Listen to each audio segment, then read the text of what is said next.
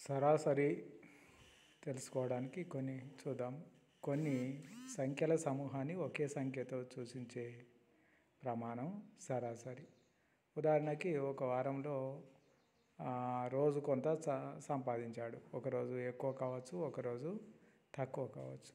అతని యొక్క సరాసరి రోజుకు ఎంత సంపాదించగలుగుతాడు అంటే, ఈ వారంలో మొదటి రోజు ఎంత సంపాదించాడు, రెండవ రోజు ఎంత సంపాదించాడు, మూడవ రోజు ఎంత, నాలుగవ రోజు ఎంత, 5, 6, 7వ రోజు, ఇవన్నిటినీ ఒక దగ్గర వేసుకొని అవి మొత్తం లెక్కించి రోజుకు ఎంత అని అన్నప్పుడు ఆ మొత్తాన్ని మనం 7 చేత భాగించినట్లయితే ఆయనకు వచ్చినటువంటి దానినే మనం యావరేజ్గా చెప్తాం. అంటే సరాసరి అంటే సుమారుగా రోజుకింత వచ్చినట్టుగా అని భావిస్తాడన్నమాట. దానినే మనం సరాసరి అంటాం. సరాసరి అనేది దేనికి అంటే రాసుల మొత్తము బై రాసుల సంఖ్య. అంటే వారంలో సంపాదించిన మొత్తం సంపాదన, వారం రోజులు అంటే ఎన్ని, 7 రోజులు, 7 రోజులకు పంచడం వల్ల 7తోని భాగించడం వల్ల వచ్చిందే సరాసరి. రాసుల సంఖ్య రాసుల మొత్తము బై సరాసరి. మనం అంటే రాసుల సంఖ్య కావాలంటే మనకు రాసుల మొత్తం బై రాసుల సరాసరితో భాగించిన రాసుల సంఖ్య వస్తుంది. మరి రాసుల మొత్తం కావాలంటే ఏం చేయాలి? సరాసరి ఇంటూ రాసుల సంఖ్యతో భాగించాలి. సగటు వేగము కావాలి అన్నప్పుడు ఏం సూత్రం వాడతాం? 2xy by x plus y. సగటు వేగానికి సగటు విలువ రాసుల గరిష్ట కనిష్ట విలువల మధ్య ఉంటుంది అనేది తెలియాలి. ఇచ్చిన రాసుల్లో ఏ ఒక్కటి సరాసరికి సమానంగా ఉండకపోవచ్చు. మరి ఇచ్చిన రాసులలో సరాసరి ఎట్లా సమానంగా ఉంటుంది? ఉండొచ్చు, ఉండకపోవచ్చు. ఉంటుంది ఎప్పుడు అంటే, ఉదాహరణకి వారంలో ప్రతిదినం 20 రూపాయలు సంపాదించాడు. ఆ వారం రోజులలో 20 కలిపేసి మళ్ళీ 7తోని భాగిస్తే అదే వస్తుంది. అంటే సమానంగా ఉన్నప్పుడు సమానంగా వస్తుంది. వేరు ఉంటే ఎందుకు వస్తుంది? ఉండొచ్చు, ఉండకపోవచ్చు. మొదటి n సహజ సంఖ్యల సగటు అన్నప్పుడు మనం ఏ సూత్రం వాడతాం? n+1/2. మొదటి n సహజ సంఖ్యల వర్గాల సగటు అన్నప్పుడు n+1 × 2n+1/6 అనే సూత్రాన్ని వాడాలి. అదేవిధంగా మొదటి n సహజ సంఖ్యల గణాల సగటు అన్నప్పుడు n × n+1² అనే సూత్రాన్ని వాడాలి. మొదటి n సరిసంఖ్యల సగటు అన్నప్పుడు n+1 అనేది వాడితే సరిపోతుంది. అలా విధంగా మొదటి n బేస్ సంఖ్యల సగటు అన్నప్పుడు n అనేది తెలిస్తే సరిపోతుంది. అలాగే మొదటి ఒక లెక్క చూద్దాం. 9 ప్రధాన సంఖ్యల సగటు ఎంత? మొదటి 9, 1 నుంచి 9 దాకా ఏమేమి ఉంటాయో, మొదటి 9 అంటే 1 నుంచి ప్రధాన సంఖ్య లెక్క పెడితే మొత్తం 9 కావాలి. ఎక్కడి వరకు 9 అవుతాయి అంటే, ఇంతకీ ప్రధాన సంఖ్యలు అంటే వీటిని ప్రధాన సంఖ్యలు అంటాము అంటే అవి ఒకటి కానీ మరి అదే కానీ కాకుండా వేరే ఇతర సంఖ్యలకు కారణాంకాలు కావు. అంటే వేరే ఏ సంఖ్యతోని అవి భాగించబడవు. అంటే ఒకటి కంటే ఎక్కువ మంది ఉంటే అవి పంచబడవు. అలాంటి సంఖ్యలే ప్రధాన సంఖ్యలు. ఉదాహరణకి 2 తీసుకుందాం. 2 ఎంతమందికి పంచుతాం? 1 మరియు 2, ఇంకా వేరే దేనికి పంచబడదు. 3 తీసుకుందాం. 1, 3 తప్ప వేరే దేనికి పంచబడదు. ఇలాంటి సంఖ్యలు ఏమేమి ఉన్నాయి? మొదటి 9 అంటే 2, 3, 5, 7, 11, 13, 17, 19, 23. చూడండి, మొదటి 9 ప్రధాన సంఖ్యలు ఏమేమి ఉన్నాయో మనం తెలుసుకున్నాం. మరి సరాసరి కావాలంటే ఏంది? వాటన్నిటిని కూడాలి. కూడి ఎన్ని సంఖ్యలను కూడినామో 9తోని భాగించాలి. 100/9 = 11.1/9. అదేవిధంగా 3, 5, 7, y అంక మధ్యమము 100 అయినట్లయితే y విలువ ఎంత? అంటే ఈ 4 సంఖ్యల యొక్క సరాసరి 100 అయితే వాటి అంక మధ్యం ఇచ్చిండు కాబట్టి y విలువ తెలుసుకోవాలి. అంటే ఏం చేయాలి? ఆ నాలుగిటిని కూడాలి. 3 + 5 + 7 + y. ఎన్ని సంఖ్యలు ఇక్కడ కూడాము? 4 సంఖ్యలు బై 4 ఈజ్ ఎంత వచ్చింది? సరాసరి ఆల్రెడీ ఇచ్చారు కదా, =100. అంటే ఈ 3, 5, 7లను కలిపితే ఎంత అవుతుంది? 15 అవుతుంది. ప్లస్ y = ఈ 4 ఇటువైపు వస్తే 4 × 100, 4 × 100, 400. So 15 + y = 400. y ఆ 400కి వెళ్ళి 15 తీసేస్తే 385 ఆన్సర్. మరో లెక్క చూద్దాం. 6, 34ల మధ్య ఉన్న అన్ని 5 యొక్క గుణిజాలు ఏంటి? 5 యొక్క గుణిజాలు అంటే 5తో భాగించబడేటివి, 5తో గుణించబడిన సంఖ్యలు, వచ్చిన సంఖ్యలు. 5తో గుణిస్తే ఏమవుతుంది? 5 × 1 5, 5 × 2 10, 5 × 3 15, 5 × 4 20, 5 × 5 25, 5 × 6 30, 5 × 35 ఇలాంటివి. అంటే 5తో భాగించబడతాయి 5 సంఖ్యలు అంటే, ఎందుకంటే గుణించబడ్డాయి కాబట్టి భాగించబడతాయి. సో 5 అవుతుందా అంటే 6, 34 మధ్యలో లేదు కదా, అందుకే 5 కాదు. మరి ఏం తీసుకోవాలి? 5 తర్వాత 10 తీసుకోవాలి. 10 నుంచి 15, 15, 20, 25, 30. మరి 35 అవుతుందా? కాదు, ఎందుకంటే 34 కంటే తక్కువ తీసుకోమన్నారు. సో ఎన్ని సంఖ్యలు వచ్చినాయి ఇప్పుడు మనకి? 10, 15, 20, 25, 30, 5 సంఖ్యలు. సో ఎన్ని సంఖ్యలు కూడాము? 5. మరి ఎన్ని సంఖ్యలతో భాగించాలి? ఆ 5తోనే భాగించాలి. సో 100/5 ఎంత వచ్చింది? 20. Okay, right. మరొక విధంగా కూడా చేయొచ్చు షార్ట్కట్లో.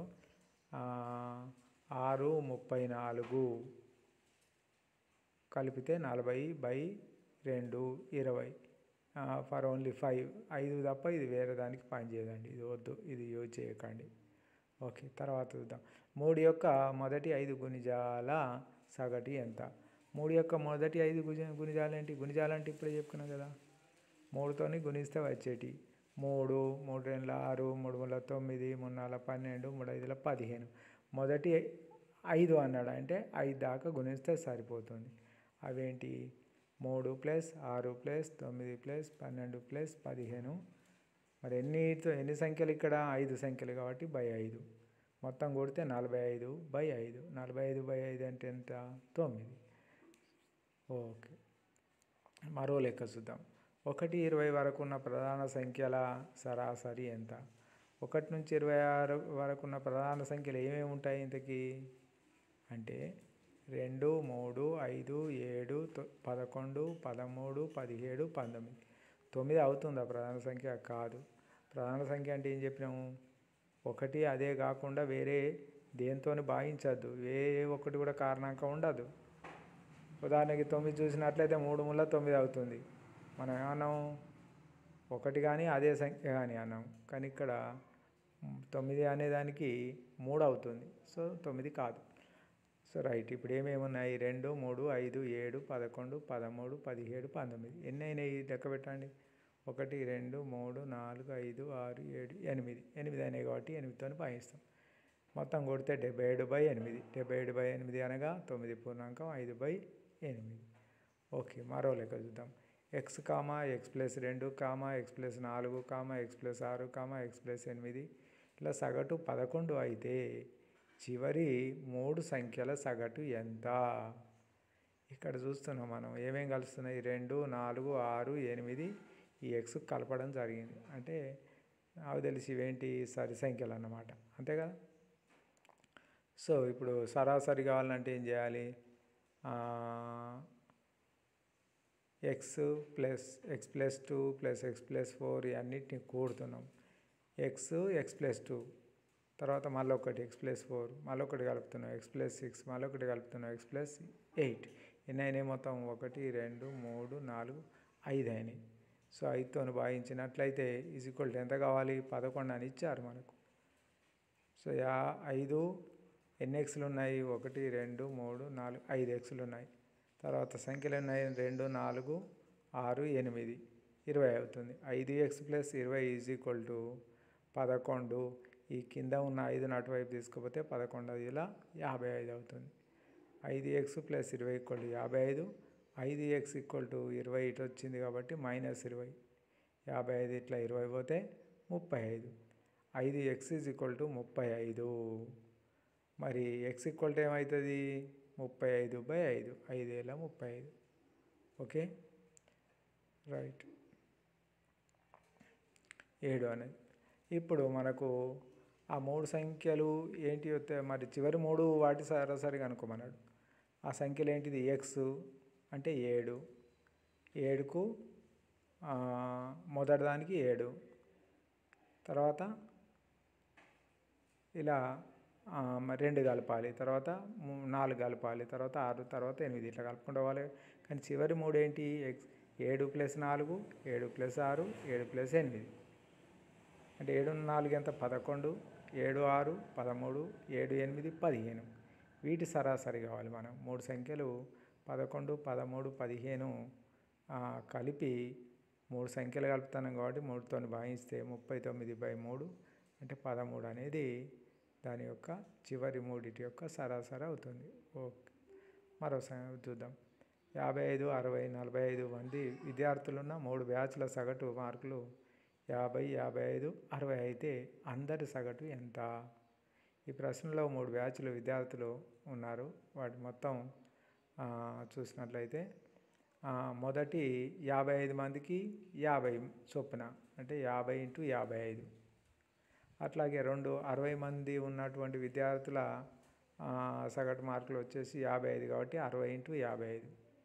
అట్లాగే 45 మంది ఉన్నటువంటి విద్యార్థుల సగటు 60 కాబట్టి 45 × 60. మొత్తము ఎంతమంది? 55 + 60 + 45 మంది. వాటి యొక్క సగటు మొత్తము 27, 50, అట్లాగే 3300, 2700.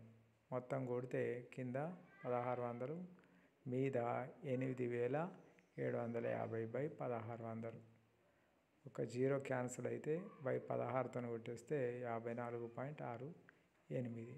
ఓకే, 3 సంఖ్యలో మొదటి సంఖ్య రెండవ సంఖ్యకు రెట్టింపు, రెండవ సంఖ్య మూడవ సంఖ్యకు రెట్టింపు. 3 సంఖ్యల విలోమాల సగటు 7/72 అయితే వ్యుత్క్రమ ఆ సంఖ్యలు ఏవి? మూడవ సంఖ్యను x అనుకుంటే రెండవ సంఖ్య 2x, మొదటి సంఖ్య 4x అవుతుంది. వాటి విలోమాలు అనగా తింపి రాసుకోవాలి. 1/4x, 1/2x, 1/3x, 1/x by 3 సంఖ్యల మొత్తము బై 3 కాబట్టి 3 వేసుకున్నాం. ఈజ్ఈక్వల్ ఏమి ఇచ్చిండు? 7/72 అని ఇచ్చారు. ఇప్పుడు మనం LCM తీసుకొనగా 1 + 2 + 4/4x is equal to 7/72 into 3 అవుతుంది. ఇక్కడ 3 అటువైపు తీసుకోకపోతే ఇంటూ 3 అవుతుంది. రైట్. ఇప్పుడు 7/4x ఈక్వల్ టు 7/3 24 క్యాన్సిల్ అయిపోయింది. 7 కూడా క్యాన్సిల్ అవుతుంది కదా. అంటే 4x is equal to 24, x equal to 24/4, that equal to 6 answer. x equal to 6 వచ్చింది కాబట్టి మనకు మొదటి సంఖ్య ఏంటిది? 4x, 4 × 24. రెండవ సంఖ్య 2x, 2 × 6 అంటే 12. మూడవ సంఖ్య x కాబట్టి 3 అవుతుంది.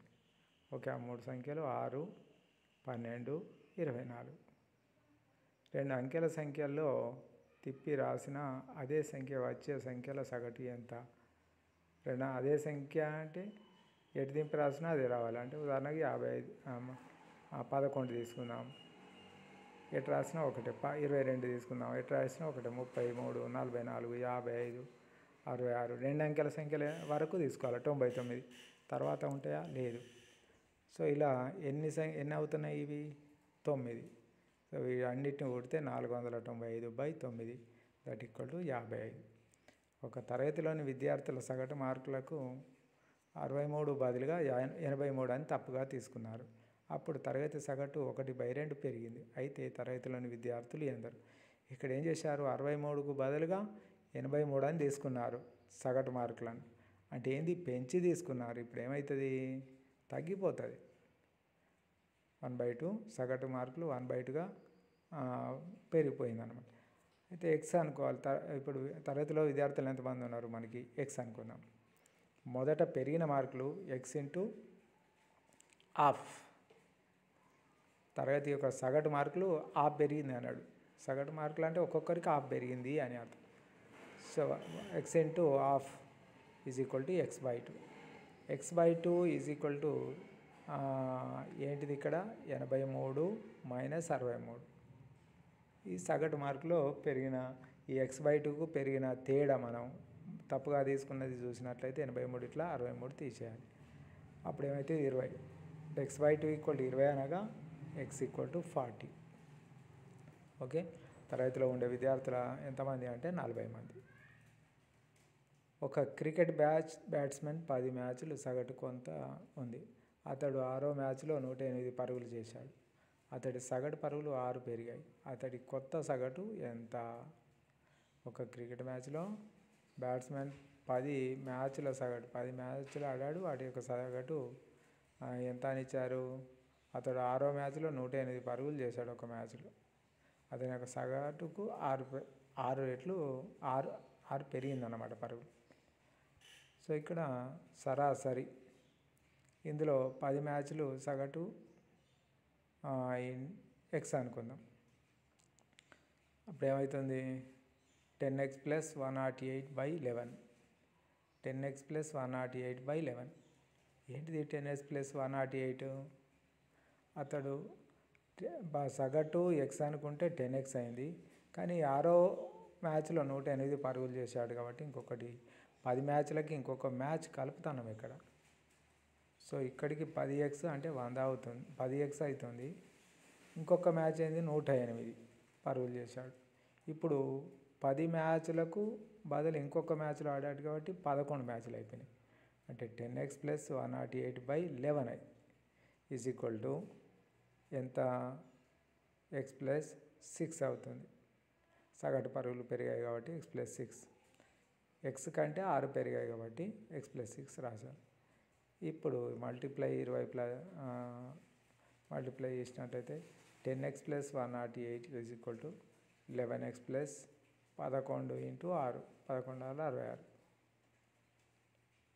అంటే 11x minus 10x is equal to 108 minus 66. That equal to 1x equal to 42, x equal to 42 అనమాట.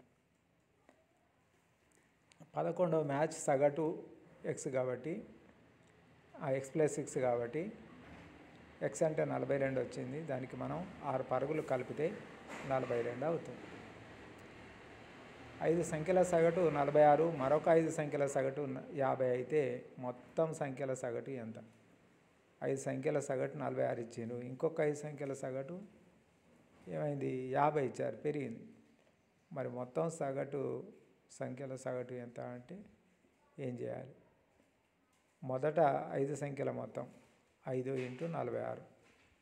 ఎందుకంటే ఒక్కొక్కటి సగటు 46 కాబట్టి 5 సంఖ్యలు ఉన్నాయి కాబట్టి 5 ఇంటూ 46 వేస్తే 230. తర్వాత మరొక 5 సంఖ్యల మొత్తం 5 ఇంటూ 50, ఇక్కడ 250.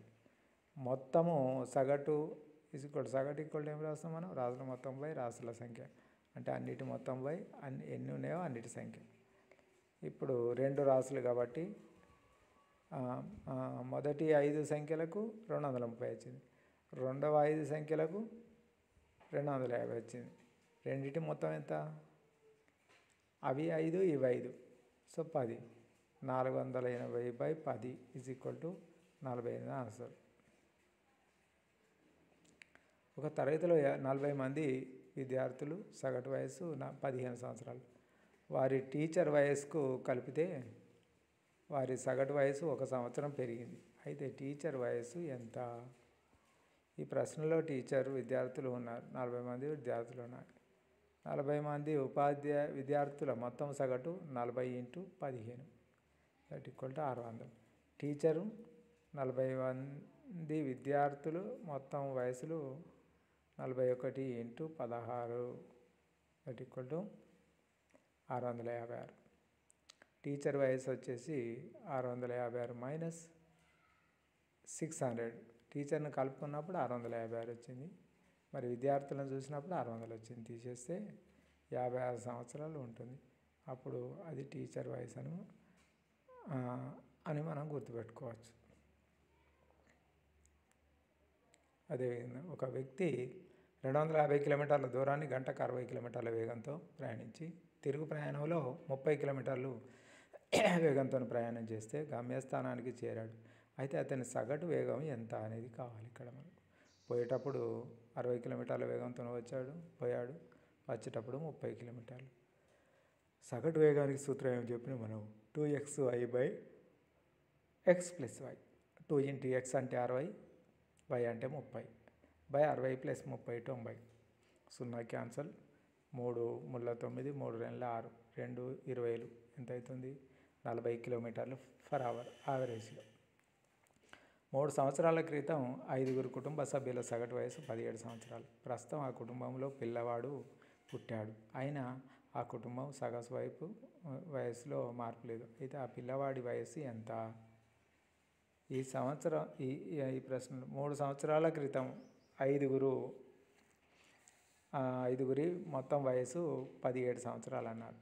యావరేజ్ వయసు ఒక్కొక్కరు యావరేజ్ 17 కాబట్టి 17×5 = 85. 3 సంవత్సరాల్లో పెరిగిన వారి వయసులు ఎన్ని సంవత్సరాలు? ఒక్కొక్కరికి 3 సంవత్సరాలు పెరుగుతుంది కాబట్టి 5 × 3 5 3 15 సంవత్సరాలు. ప్రస్తుతం వారి వయసుల మొత్తము 85 + 15 100 సంవత్సరాలు అవుతుంది. ఈ వయసులో పిల్లవాడు పుట్టాడు. 5 సభ్యులు ఉన్నారు కాబట్టి మొత్తం 6 వయసు 6 × 17 17 = 102. మరి ఇదేంటిది 6 × 17 అంటే మనం ఇక్కడ 17 యావరేజ్ సగటు వయసు వచ్చి 17 తీసుకున్నాం కాబట్టి ఇంకొకరు చేరితే ఏమవుతుంది? 6 × 17 102. ప్రస్తుతం పిల్లవాడి వయసు ఎంత అంటే 102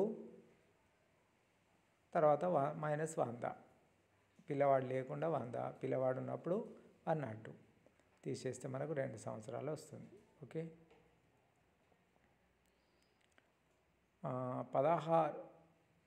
5 సంఖ్యల సగటు 27. అందులో నుంచి ఒక సంఖ్య తీసివేస్తే మిగిలిన వాటి సగటు 25. అయితే తీసివేసిన సంఖ్య ఎంత? 5 సంఖ్యలు కలిపినాము, యావరేజీ చూస్తే వాటి సగటు 27 వచ్చింది. ఒక సంఖ్యను తొలగించిన తర్వాత వాటి సగటు 25 వచ్చింది. అయితే తీసివేసిన సంఖ్య ఎంత అంటే తీసివేసినప్పుడు ఎన్ని సంఖ్యలు ఉంటాయి? అక్కడ 4 సంఖ్యలు. 5 సంఖ్యల మొత్తము = అన్నప్పుడు వాటి యొక్క సగటు × 5 135 అవుతుంది. 4 సంఖ్యల మొత్తము = సగటు ఏమి ఇచ్చారు? 25 ఇచ్చారు. 25 × 4 100 తీసివేసినట్లయితే మనకి 35 అవుతుంది. ఓకే. ఆల్రెడీ డైరెక్ట్ ఇచ్చారు కాబట్టి 35 అవుతుంది. 7 యొక్క మొదటి 7 గుణిజాల సగటు 28. 7 యొక్క 7 మొదటి గుణిజాల సగటు. గుణిజాలు అంటే ఏంటిది? గుణించడం వల్ల వచ్చేటటువంటిది. 7 14 21 28 7 5 35 7 6 42 7 49 7 గుణిజాలు వచ్చినాయి. మనం సగటు ఎట్లా తెలుసుకుంటాం? రాసుల మొత్తం బై రాసుల సంఖ్య. ఏమేమి ఉన్నాయి ఇక్కడ? 7 14 21 28 35 42 49 అన్నిటిని కలిపి ఎన్నిటితో భాగించాలి? 7తో. ఎందుకంటే 7 గుణిజాలు కాబట్టి 7. ఎంత వచ్చింది అంటే ఆన్సర్ వచ్చేసి 28 వచ్చింది. అవి మొత్తం కలిపి 7తో భాగిస్తే ఆన్సర్ 28 వస్తుంది. 6,34 మధ్య ఉన్న 5 యొక్క గుణిజాల సగటు ఎంత? 6,34 మధ్య 5 యొక్క గుణిజాలు ఏముంటాయి? 10 15 20 25 30 తర్వాత 34 వచ్చింది కాబట్టి ఇవి ఉంటాయి. 5 యొక్క గుణిజాలు 10 15 20 25 30. వీటిని కూడి ఎన్ని కూడుతున్నాం? 5. సో అన్నిటిని కూడా ఇచ్చే భాగిస్తే మనకి 100/5 = 20 అవుతుంది. 2 అంకెల సంఖ్యను తారుమారు చేసి రాస్తే దాని విలువలో మార్పు ఉండదు. అలాంటి సంఖ్యల సగటు ఎంత? 2 అంకెల సంఖ్యలో మార్పు రాకుండా ఉండాలంటే ఒక్కొక్కటి 2 2 ఇలాంటివి, అదే కదా. అలాంటి సంఖ్యలు ఏంటి? 11 22 33 44 55 66 77 88 99. ఇవి ఎటు రాసినా మార్పు ఉండదు. ఇలాంటి వాటి సగటు ఎంత అవుతుంది? అవి మొత్తం కొడితే 9 ఉన్నాయి కదా, 495/9 అంటే 55 అవుతుంది. బేసి సంఖ్యలో వరుస సంఖ్యలు ఉంటే వాటి మధ్య పదం సగటు పై లెక్కల 9 + 1గా గుర్తుపెట్టుకోవాలి అనేది దానికి ఒక గమనిక పెట్టారు. ఒక తరగతిలో 40 మంది విద్యార్థుల సగటు వయసు 15 సంవత్సరాలు. టీచర్ వయసు కలిపితే ఆ తరగతి సగటు 16 సంవత్సరాలు. అయితే టీచర్ వయసు ఎన్ని సంవత్సరాలు? రెండు సందర్భాల్లో రాసుల మొత్తం కనుక్కుంటే వాటి మధ్య వ్యత్యాసం, టీచర్ వయసు పెరిగిందనమాట. టీచర్ వయసుతో పెరిగింది, అది ఎక్కువ. రాసుల మొత్తం = సగటు ఇంటూ రాసుల సంఖ్య, ఇది మనకు తెలుసు. 15 × 40 = 600. 16 × 41 = 656.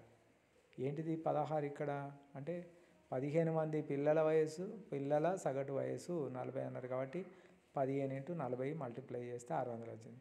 మరి 16 అంటే టీచర్ని కలుపుకున్నప్పుడు సగటు వయసు ఒకటి పెరిగింది, 41 అన్నారు కాబట్టి 16 × 41 656 వచ్చింది. ఇప్పుడు 656లోకి వెళ్ళి 600 తీసేస్తే వచ్చేది ఎంత? 56. ఈ 56 ఎవరు మరి? ఒక టీచర్ కలపడం వల్ల వచ్చింది కాబట్టి ఆ వయసు టీచర్ వయసు అని మనం చెప్పచ్చు. ఒక తరగతిలో 23 మంది విద్యార్థులు సగటు బరువు 59 కేజీలు. టీచర్ బరువు కలిపితే 1/2 కేజీ తగ్గుతుంది. అయితే టీచర్ బరువు ఎంత? ఇక్కడ సగటు రాసుల మొత్తం ఇంటూ టీచర్ బరువు 59 × 23 మంది. ఒక్కొక్కరి సగటు బరువు 59 కేజీలు. ఎంతమంది ఉన్నారు? 23 మంది మైనస్ 58.5 × 24. ఇది ఎక్కడిది అంటే టీచర్ను కలుపుకుంటే 24 మంది అవుతారు. ½ కేజీ తగ్గింది అన్నాడు. ½ కేజీ తీసేస్తే ఎంత? 58.5 అవుతుంది. సో 23 ఉన్నప్పుడు ఒక్కొక్కరిది 59 కాబట్టి 59 × 23 వేసినాం. మైనస్ 58.5 అంటే సగటు ½ కేజీ తగ్గింది అన్నాడు, అందుకే 58.5 వేసుకున్నాం ఇంటూ 24. 24 ఎక్కడదంటే టీచర్ను కూడా కలుపుకుంటే. ఇప్పుడు తీసివేసినట్లయితే మనకు వచ్చేది ఎంత? 47 కేజీలు వస్తుంది. ఒక తరగతిలో బాలుర సగటు 16, బాలికల సగటు 15 సంవత్సరాలు అయితే ఆ తరగతి సగటు ఎంత? లెక్కించలేం. ఎందుకు? బాలుర సగటు 16, బాలికల సగటు 15 అయితే ఆ తరగతి ఎంతమంది బాలురో లేదు ఇక్కడ, ఎంతమంది బాలికలో లేరు. అందుకని మనం 16 అనేది ఎంతమంది అనేది తెలియదు కాబట్టి దీన్ని లెక్కించడం సాధ్యం కాదు. ఎలా సాధ్యమవుతుంది? 16 సగటు అన్నారు కానీ ఎంతమంది ఉన్నారు తెలియదు. అలాంటి అప్పుడు ఎలా సాధ్యమవుతుంది? కాదు. రైట్. ఏబిసిల సగటు m, ఏబిబిసిసిఏ = 0 అయితే a² b² c² సగటు ఎంత అంటున్నాడు. అంటే a² b² c² సగటు అనగానే మనం a² + b² + c² / 3 రాస్తాం. ఓకే. కానీ ఏబిసిల సగటు ఏంటిది? a + b + c / 3 = m. ఈ mను ఈ 3 నాటి తీసుకపోతే 3m అవుతుంది. ఇరువైపులా వర్గం చేసినట్లయితే a + b + c² = 3m². That equal a² + b² + c² + 2ab + 2bc + 2ca = 9m². ఇక్కడ a² + b² + c² + ab + bc + ca = 0 ఇచ్చారు. సో 2 × 0 వేసుకున్నాం, 9m².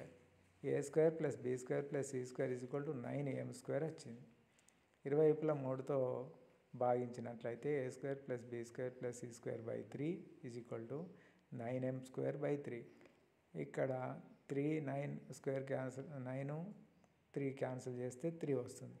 ఇప్పుడు ఏమొచ్చింది? a² + b² + c² / 3 = 3m² అవుతుంది అన్నమాట. ఒక తరగతిలో 35 మంది విద్యార్థుల సగటు 72. అందులో రీనా అనే విద్యార్థిని మార్కులు 86కు బదులు 36 అని తప్పుగా రాశారు. అయితే ఆ తరగతి సగటు ఎంత? సరైన సగటు ఎంత? అంటే ఇక్కడ ఏం చేసిండ్రు, ఒక అమ్మాయి మార్కులు తప్పుగా రాశారు, 86కు బదులు అక్కడ 36 పడ్డది అన్నట్టు. అంటే ఏమైంది ఇక్కడ, తగ్గిపోయినాయి మార్కుల సగటు తగ్గిపోయింది. ఇప్పుడు మార్కుల సగటు పెరుగుతుంది ఈ అమ్మాయి కరెక్ట్ రాసుల మొత్తము = సగటు ఇంటూ రాసుల సంఖ్య అని మనం అనుకున్నాం. కాబట్టి రాసుల మొత్తం ఎంత అంటే 2520 = 72 × 35. ఇందులో 72 × 35 మల్టిప్లై చేసినట్లయితే 2520 అవుతుంది. ఇందులో తప్పుగా ఉన్నది కాబట్టి మనం సరైనది కలపాలి. 2520 అనేది సగటు. ఇక్కడ ఇందులో ఉండాల్సింది ఏంటిది, 86 ఉండాలి, కానీ 36 ఆల్రెడీ కలిపారు. ఇప్పుడు మనం ఏం చేయాలి, 36ని తీసేసి 86 కలిపేద్దాం. కలిపేసినట్టయితే 2570 అవుతుంది. ఇప్పుడు 2570 ఏం చేయాలి మరి, సగటు రావాలంటే ఇది మొత్తం కదా, మొత్తం ఏం చేయాలి, రాసుల సంఖ్యతో భాగించాలి. ఎన్ని రాసులు ఉన్నాయి, 35 కదా. 2570/35 ఏమొచ్చింది, భాగిస్తే 73.428 అనేది దాని యొక్క ఆన్సర్. సోమ మంగళ బుధవారాల సగటు ఉష్ణోగ్రత. మంగళ బుధ గురువారాల సగటు ఉష్ణోగ్రత. సోమవారం ఉష్ణోగ్రత 31 అయితే గురువారం ఉష్ణోగ్రత ఎంత? మనకి వాటి యొక్క సగటు ఉష్ణోగ్రతలు ఇచ్చారు. సోమ మంగళ బుధ గురువారాల యొక్క ఇచ్చారు. మరి 31 సోమవారం నాడు ఉంటే బుధవారం నాడు ఎంత ఉంటుంది అంటే పెరుగుతూ ఉంటుంది అన్నమాట. చూద్దాం ఎలా. సోమ మంగళ బుధవారాల యొక్క సగటు ఉష్ణోగ్రత ఎన్ని రోజులు, 3 రోజులు, 35 × 3 105. మంగళ బుధ గురువారాల సగటు ఉష్ణోగ్రత 36 × 3 108. గురువారం ఉష్ణోగ్రత కావాలంటే మంగళ బుధవారాల ఉష్ణోగ్రత తీసివేయాలి. గురువారం కావాలంటే ఆ రెండింటిని తీసేస్తే 105 లెక్కెళ్ళి 31 పోతే 74. గురువారం ఉష్ణోగ్రత కావాలంటే 108 లెక్కెళ్ళి 74 తీసేస్తే 34. ఒక గుంపులో 9 మంది ఉన్నారు. అందులో 8 మంది సగటు తిండి ఖర్చు 30 రూపాయలు. మిగిలిన వ్యక్తి తిండి ఖర్చు 9. 9 మంది సగటు తిండి ఖర్చు కంటే 20 రూపాయలు ఎక్కువ. అయితే 9 మంది తిండి ఖర్చు ఎంత? గుంపులో 9 మంది ఉంటారు. అందులో 8 మంది తినే ఖర్చు 30 రూపాయలు. ఇక మిగిలిన ఒక్కడు ఉంటాడు కదా, వాడు ఎంత తిన్నాడు, 9 మంది సగటు తిండి కంటే ఒక 20 రూపాయలు ఎక్కువ తింటాడు అన్నమాట లాస్ట్ వాడు. ఓకే, అయితే ఆ 9 మంది తిండి ఖర్చు ఎంత అనేది ఇప్పుడు మనకు కావాలి. 9 మంది సగటు తిండి ఖర్చు X రూపాయలు అనుకున్నట్లయితే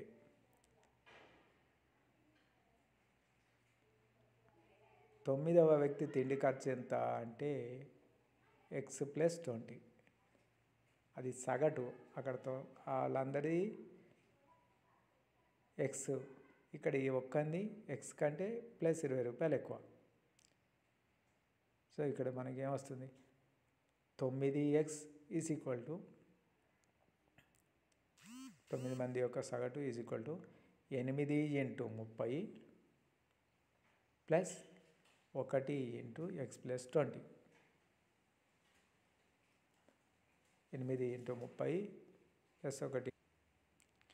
8 × 30. 8 × 30 ఎందుకు అంటే ఆ 9 మందిలో ఈ 8 మంది యావరేజ్గా 30 రూపాయలు ఖర్చు పెట్టారు తిండికి, అందుకే 8 30లు.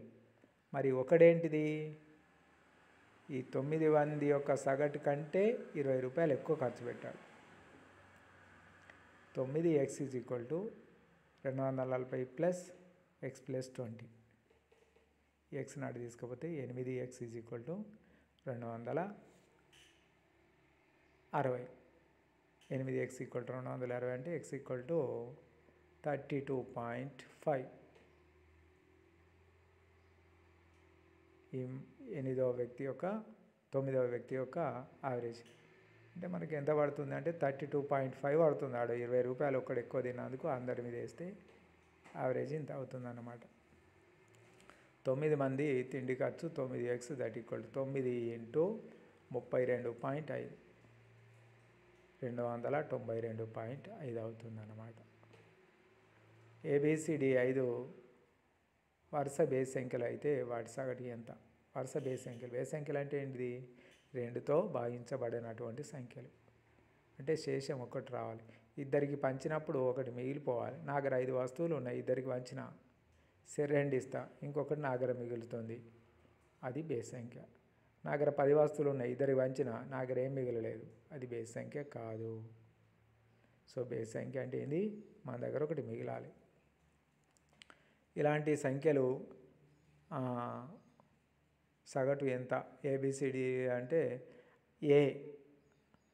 ఏ ప్లస్ 2, ఏ ప్లస్ 4, ఏ ప్లస్ 6, ఏ ప్లస్ 8. ఏంటిది 2 ఇట్లా అంటున్నాము? అవి బేస్ సంఖ్యలు కాబట్టి మనం ఒక సంఖ్యకు తర్వాత సంఖ్య రావాలంటే 2 కలిపితే అది బేస్ సంఖ్య మారిపోతుంది. ఇలా రాసుల మొత్తం బై రాసుల సంఖ్య ఏ ప్లస్ 2, ఏ ప్లస్ 4, ఏ ప్లస్ 6, ఏ ప్లస్ 8. సరి సంఖ్యలైనా అదే కలుపుతాం, బేస్ సంఖ్యలైనా అదే కలుపుతాం. ఎన్ని సంఖ్యలు ఇక్కడ? 5 సంఖ్యలు కాబట్టి by 5. 5a plus 20 by 5. 5 cancel అవుతుంది. A plus 4 by 20. Sorry, A plus 4, 5 cancel. A plus 4 is the answer. ఒక కంపెనీలోని కార్మికుల సగటు జీతం 8,000 రూపాయలు. అందులో 7 టెక్నీషియన్ల సగటు జీతం 12,000. మిగిలిన కార్మికుల సగటు జీతం 6,000 అయితే ఆ కంపెనీలో మొత్తం శ్రామికులు ఎందరు? సగటు జీతాలు ఇచ్చాడు ఇక్కడ కంపెనీలో. అంటే ఏం రాసుకుంటాం? కంపెనీలో కార్మికుల సగటు జీతము, కార్మికులు ఎంతమంది? ఎక్స్ అనుకుందాము. 8,000. X into 8,000. అందులో 7 టెక్నీషియన్లకు ఎంత ఇస్తున్నాడు? 12,000 చొప్పున ఇస్తున్నాడు. So 7 into 12. అదేవిధంగా మిగిలిన కార్మికులు ఎవరైతే ఉన్నారో వాళ్ళకి 6,000. మిగిలిన వాళ్ళు ఎంతమంది మరి? ఎక్స్ మంది అన్నాం కదా, అందులోకి వెళ్ళి 7 తీసేస్తే మిగిలిన వాళ్ళు అవుతారు. So 8,000 X is equal to 12,000 into 7 plus 6,000 into X minus 7. 8,000 X is equal to 84,000 plus 6,000 X minus 42. ఇప్పుడు మనకి ఎంత వస్తుంది? 8,000 ఎక్స్ మైనస్ 6,000 తర్వాత ఈ 6,000 ఎక్స్ 84,000కి వెళ్ళి 42,000 తీసేసింది. అంటే 2,000 X is equal to 42,000. 2x is equal to 42. X equal to 41 అవుతుంది. ఓకే. ఒక జంట వివాహ సమయంలో సగటు వయస్సు 23 ఏళ్ళు. 5 ఏళ్ల తర్వాత వారి వయస్సు పిల్లవాడు ఉన్నాడు. 5 ఏళ్ల తర్వాత వారి పిల్లవాడు ఉన్నాడు. అయితే ప్రస్తుతం ఆ కుటుంబ సభ్యుల సగటు వయస్సు ఎంత? వివాహ సమయంలో జంట మొత్తం వయస్సు 23 ఏళ్ళు అని ఇచ్చారు సగటు. అందుకే 2 ఇంటూ 23 అంటే 46. ఇద్దరికి కలిపితే 46 అవుతుంది. 5 సంవత్సరాల తర్వాత అంటే ఇద్దరికి 5 సంవత్సరాలు పెరిగాయన్నమాట. ఓకే. 5 రెండ్ల 10 ఏళ్ళు ఎక్స్ట్రా అవుతుంది. 46కు 10 సంవత్సరాలు కలిపితే 56. 56 ప్లస్ 1. 1 ఎక్కడిది? 1 సంవత్సరం పిల్లవాడు. 57 సంవత్సరాలు. ఇప్పుడు ఎంతమంది ఉన్నారు ఇక్కడ? 3 అయిపోయారు. 3 కాబట్టి 57/3 అంటే ఎంత? 19. 3 సంవత్సరాల క్రితం 5 కుటుంబ సభ్యుల సగటు 17 సంవత్సరాలు. ఆ ఇంట్లో ఒక పాప పుట్టింది. ఈరోజు కూడా ఆ కుటుంబ సగటు వయసు అంతే ఉంది. అయితే ప్రస్తుతం ఆ పాప వయసు ఎన్ని సంవత్సరాలు? 3 సంవత్సరాల క్రితం సభ్యుల మొత్తం వయసు ఎంతమంది సభ్యులు? 5.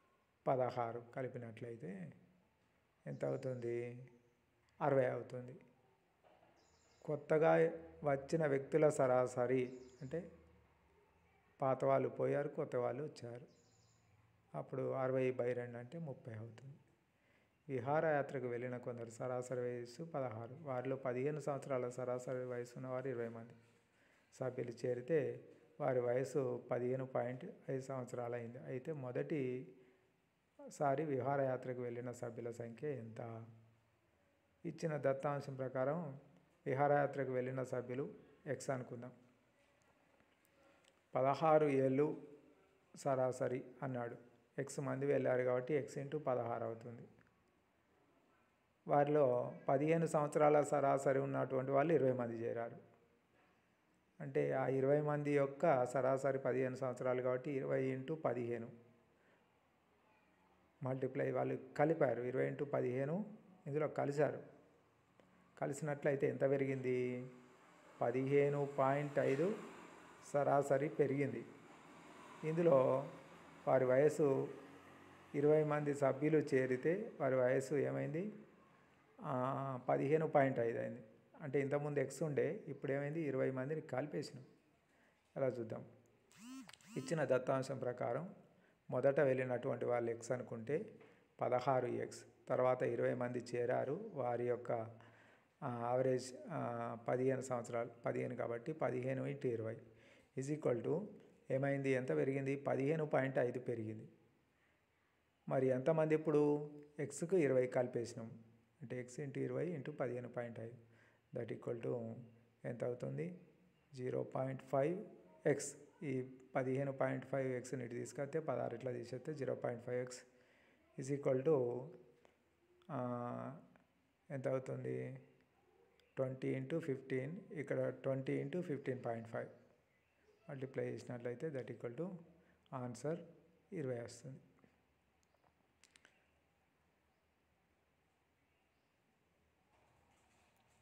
సంవత్సరాంత పరీక్షల్లో ఒక విద్యార్థి సరాసరి 63 మార్కులు, భూగోళ శాస్త్రంలో 20 మార్కులు, చరిత్రలో 2 మార్కులు ఎక్కువ వస్తే అతడి సరాసరి మార్కులు 65 అయ్యేవి. అయితే అతడు పరీక్ష రాసిన మొత్తం పేపర్లు ఎన్ని? పరీక్షలో మొత్తం పేపర్లు ఎక్స్ అనుకుంటే 63 సరాసరి మార్కులు వచ్చినప్పుడు మొత్తం 63 ఇంటూ ఎక్స్ అవుతాయి. ఎక్స్ పేపర్లు రాశాడు, సరాసరిగా 63 వచ్చినాయని చెప్తున్నారు. అంటే ఎక్స్ ఇంటూ 63. భూగోళ శాస్త్రం చరిత్ర మార్కుల మొత్తంగా 22 పెరిగినప్పుడు అంటే సరాసరి మార్కులు ఎంత అయినాయి? 65 అయినాయి. ఇప్పుడు రావాల్సినటువంటి మొత్తం మార్కులు ఎంత అంటే 65x అవుతాయి. మార్కులు పెరిగినప్పుడు యావరేజ్ 65 అని ఇచ్చారు కాబట్టి ఎక్స్ పేపర్లు కాబట్టి ఎక్స్ ఇంటూ 65, 65x. మరి 65x ఈజ్ ఈక్వల్ టు ఏం రాసుకోవచ్చు మనము దత్తాంశం ప్రకారం? 63x ప్లస్ 22 మార్కులు దానికి కలిపేసినాం. సో ఎక్స్ ఈక్వల్ టు ఎంత అవుతుంది ఇక్కడ? 22x equal to 2x equal to 22, x equal to 11 అవుతుందట. ఎక్స్ అంటే ఏంటిది? ఇక్కడ పేపర్స్ 11 పేపర్లు. ఓకే. 16 మంది ఉద్యోగుల నెల సరాసరి మొత్తం జీతం 80,800. వారిలో ఒక వ్యక్తి నెలసరి జీతం వారిలో మొత్తం సరాసరి జీతంలో 120% అయితే ఆ వ్యక్తి నెలసరి జీతం ఎంత? 16 మంది ఉద్యోగులు నెలకు ఎంత ఇవ్వాలి? వాళ్ళకు 80,800 సరాసరి వస్తుంది. ఒక్కొక్కరికి ఇంత అన్నమాట. అయితే వారి జీతం ఏమైంది? సరాసరి జీతం కంటే ఇంకొక 120% పెరిగింది. అప్పుడు ఎంత అవుతుంది? ఒక్కొక్కరిది ఎంత అవుతుందో తెలుసుకుందాం. 16 మంది ఉద్యోగుల నెలసరి జీతము 80,000 అనగా 80,000/16. ఒక్కొక్కరికి ఎంత జీతం ఇక్కడ? 5,050. ఒకవేళ 120 పెరగడం అంటే ఏంది? 100కి 20 పెంచాలి అన్నప్పుడు మనం దాన్ని ఇలా రాసుకోవచ్చు. 120/100. 100కు 20 కలిస్తే మీద 120 రాయాలి. 100కి 20 తగ్గితే 100కి వెళ్ళి 20 తీసేస్తే 80/100 కాబట్టి 80/100 రాయాలి. ఇది గుర్తుపెట్టుకోండి సింపుల్గా. 120/100 ఇంటూ 50 దట్ ఈక్వల్ టు 60 6,060 రూపాయలు అవుతుంది డైరెక్ట్గా. రెండు సంఖ్యల సరాసరి 6.5. వాటి వర్గమూలాల మధ్య లబ్ధం 6కి సమానమైతే ఆ సంఖ్యలేవి. రెండు సంఖ్యల సరాసరి, రెండు సంఖ్యలు ఇచ్చారు, వాటి సరాసరి 6.5 కావాలంటున్నారు. అవి ఏ సంఖ్యలు అంటే 9, 4 తీసుకుంటే ఇక్కడ 6.5 వస్తున్నాయి. వాటి వర్గమూలాల మధ్య లబ్ధము అంటే 4 9 36 తీసుకుంటే రూట్లో 6 వస్తున్నది. ఇక్కడ లబ్ధము 6కి సమానం, వర్గమూలాల లబ్ధం 6కి సమానం అన్నాడు. వాటి వర్గమూలం తీసుకుంటే ఇట్లా వస్తున్నది. అలాంటి సంఖ్యలో ఊహించండి అంటే 9, 4 తీసుకోవచ్చు. 9 మంది విద్యార్థులు ఒక పలహారశాలకు వెళ్ళారు. వారిలో 8 మంది సగటు 12 రూపాయలు ఖర్చు చేశారు. మిగిలిన 9 మంది 16 రూపాయల చొప్పున ఖర్చు చేశారు. వారు మొత్తం ఎన్ని రూపాయలు ఖర్చు చేశారు? 9 మంది సగటున 12 రూపాయలు పలహారానికి వెళ్ళారు. 8 మంది మాత్రం 12 రూపాయలు. 9 మంది ఖర్చు చేసిన సొమ్ము ఎక్స్ అనుకుంటే 9 మంది ఖర్చు చేసిన 9x. 8 మంది ఖర్చు చేసిన మొత్తం ఎంత? 8 × 12. 9వ వ్యక్తి ఖర్చు చేసిన మొత్తం ఎంత? x + 16. ఓకే. 9x = 8 × 12 రూపాయలు plus x + 16. 9x = 96 plus x + 16. 8x = 96 plus 16 112. x = 14. So x = 14 అన్నమాట. x రూపాయలు ఖర్చు అంటే అందరి కలిపి సమానం చేసినప్పుడు 14 రూపాయలు అవుతున్నాయి. 9 మందిగా ఖర్చు చేసింది 9 × 14 దట్ ఈక్వల్ టు 126 రూపాయలు అవుతాయి. 3 సంఖ్యలో మొదటి సంఖ్య రెండవ సంఖ్యకు రెండింతలు, మూడవ సంఖ్యలో సగం, 3 సంఖ్యల సగటు 7 అయితే ఆ సంఖ్యలు 6, 3, 12. ఆన్సర్ ఇచ్చిన దత్తాంశంలో x అనుకుంటే మూడవ సంఖ్య x అనుకున్నట్లయితే రెండవ సంఖ్య ఏమవుతుంది? x/4. ఎలా x/4? 3 సంఖ్యలో మొదటి సంఖ్య రెండవ సంఖ్యకు రెట్టింపు, మూడవ సంఖ్య అందులో సగం అన్నాడు. అందుకని మూడవ సంఖ్య x అనుకుంటే దానికంటే ముందు ఏమవుతుంది? x/4. దానికంటే మొదటిది ఏమవుతుంది? x/2. సగం అన్నాడు కాబట్టి x/2 అవుతుంది. 3 సంఖ్యల సగటు 7 అన్నాడు. సో మొదటి సంఖ్య x/2, రెండవ సంఖ్య x/4, 3 సంఖ్యలలో చివరిది x. సో దాని యొక్క యావరేజ్ = 7 కాబట్టి 7 రాసుకున్నాం.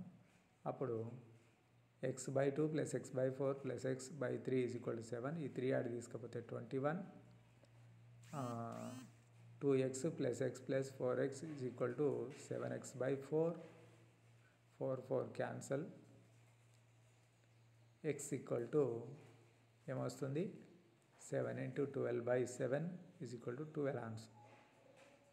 ఆ వరుస సంఖ్యలు x/2 అనగా 12/2 6, 12/4 అనగా 3, 12 6 3 12. హాస్టల్లో విద్యార్థుల సంఖ్య 50. సినిమా కోసం 20 మంది నుంచి 20 రూపాయల చొప్పున, మిగిలిన వారి నుంచి 25 రూపాయల చొప్పున వసూలు చేశారు. మొత్తం విద్యార్థుల నుంచి సగటు ఎంత వసూలైంది? హాస్టల్లో 50 మంది విద్యార్థులు ఉన్నారు. సినిమా కోసం 20 మంది నుంచి 20 రూపాయల చొప్పున, కొంత 20 మంది నుంచి 20 రూపాయలు తీసుకున్నారు, మిగిలిన వాళ్ళని 25 రూపాయలు తీసుకున్నారు. మొత్తం 20 మంది వద్ద తీసుకున్నటువంటి సొమ్ము 20 × 20 400 రూపాయలు. మిగిలిన వారు ఎంత? 50 మందిలో 20 పోతే ఇంకా 30 మంది ఉన్నారు. వీరి దగ్గర ఎంత తీసుకున్నారు? 30 × 25 75 750. మొత్తం తీసుకున్న సొమ్ము ఏమవుతుంది? 400 + 700 1150 రూపాయలు. మరి సగటు అంటే ఏంది? ఎంతమంది ఉన్నారు? 50 మంది కదా. 1150/50 దట్ ఈక్వల్ టు 23 రూపాయలు. ఒక తరగతిలోని 25 మంది విద్యార్థుల సగటు 70, మొదటి 13 మంది సగటు 80, చివరి 13 మంది సగటు 62 అయితే 13వ విద్యార్థి మార్కులు ఎన్ని? ఇచ్చిన దత్తాంశం ప్రకారం 25 మంది మొత్తం విద్యార్థుల మార్కులు ఎంత అవుతాయి అంటే 25 × 70, సగటు 70 కాబట్టి 25కు సగటు 70 కాబట్టి 1750. కానీ 13 మంది విద్యార్థుల సగటు వచ్చేసి 80 రూపాయలు అన్నాడు. 13 ఎందుల 1040. చివరి 13 వాళ్ళవి 13 × 62 అన్నాడు కాబట్టి 806. 13వ విద్యార్థి మార్కులు ఎంత అన్నప్పుడు 1040 + 86 1750 దట్ ఈక్వల్ టు 1040 86 - 1750. అంటే ఇందులో ఒక్కడే ఉన్నాడు. 1040ను ఈ మొదటి వాళ్ళవి అటు 13 ఇటు 13 మధ్యలో ఒకడు ఉన్నాడు కాబట్టి 2 సార్లు వచ్చాడుగా. 26 అవుతారు కదా 13 కానీ ఉన్నది 25 కదా. ఆ ఒక్కడు 2 సార్లు చేరాడు కాబట్టి 1040 806 కూడి తీసేసినట్లయితే మనకు 96 వస్తుంది.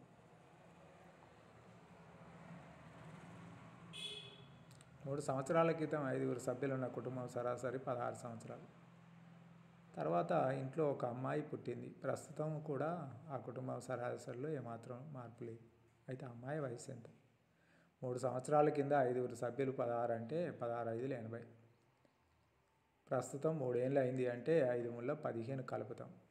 80కి 15 కలిపితే 95 సంవత్సరాలు అవుతుంది. ప్రస్తుతం 5గురు ఉన్నారు కాబట్టి 5గురికి కోకలు కలిపేస్తే ఏమవుతుంది? 6గురు అవుతారు. వారి యొక్క వయసులో మార్పు లేదు అన్నారు కాబట్టి 96. 16 6ల 96 ఒకటి చేర్చడం వల్ల 96 ఇట్లకి వెళ్ళి 95 తీసేసినట్లయితే 1 సంవత్సరం.